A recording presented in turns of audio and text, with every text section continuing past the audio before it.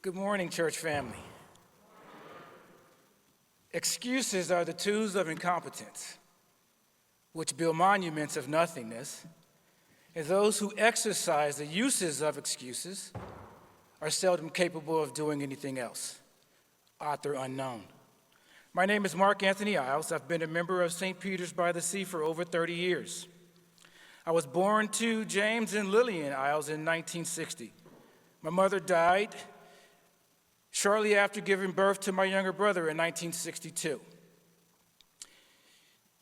She had 3 children in 2.5 years. The doctor told our family that the years of domestic violence combined with the strain of childbirth took her life.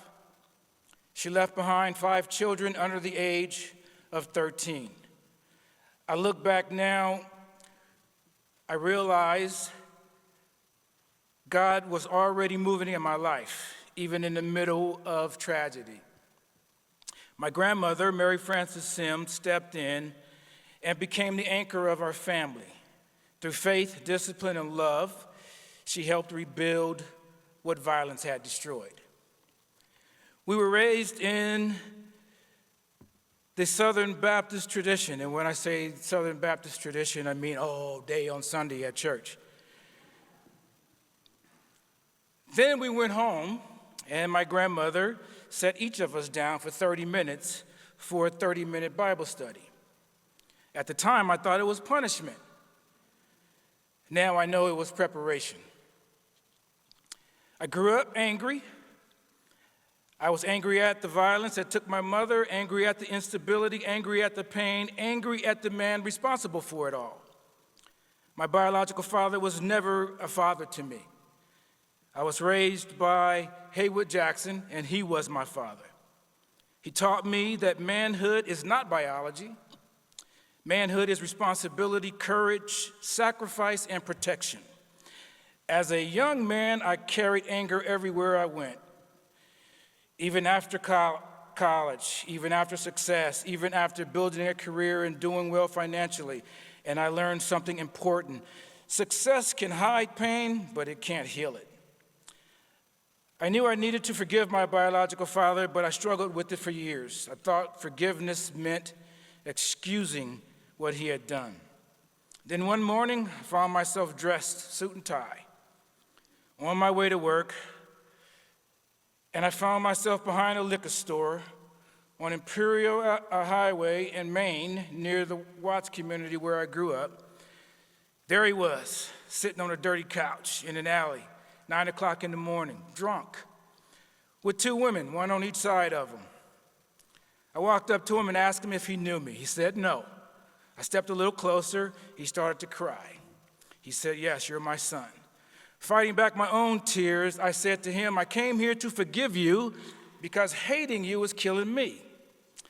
And then I turned and walked away. Church family, I cannot explain what happened to me in that moment except to say this: the weight I carried for years was gone. Not because the pain disappeared, not because the past changed, but because God showed me that forgiveness is not about freeing the other person. Sometimes forgiveness is how God frees you. My grandmother, a woman born in 1891, who lived through some of the ugliest periods in American history, constantly, and I mean constantly, preached forgiveness. I understand why. Bitterness will poison every relationship you have. Bitterness will rob you of your peace. Bitterness will convince you that your pain is your identity. But God did not create us to be chained to hate. Ephesians 4, verses 31 and 32 says, "Get rid of bitterness, rage, anger, harsh words, and slander, as well as all types of evil behavior. Instead, be kind to each other, forgive one another, just as God, through Christ, has forgiven us." I stand before you today, not a perfect man, but a man who has experienced the power of forgiveness firsthand. And I learned that healing does not always come through dramatic miracles. Sometimes healing comes one decision at a time, one prayer at a time, one act of obedience at a time.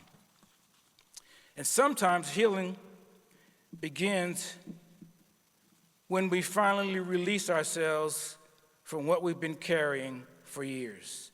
Thank you, and may God bless you.